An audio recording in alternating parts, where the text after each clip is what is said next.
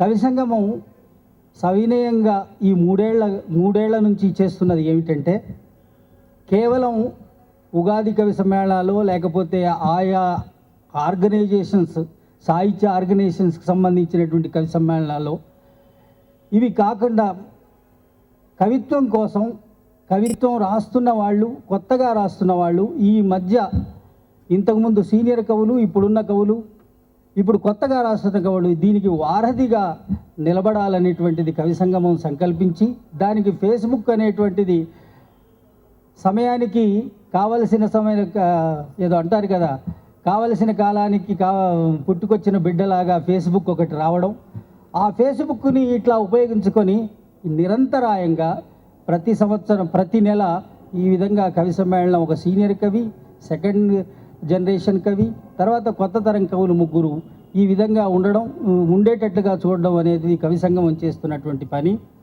దీనిలో తప్పనిసరిగా ముగ్గురు యువ కవులుని తీసుకుంటున్నప్పుడు తప్పనిసరిగా దాంట్లో ఒక పోయిటెస్ కూడా, కవయిత్రి కూడా ఉండాలని జాగ్రత్త తీసుకోవడం కూడా చేస్తున్నాం.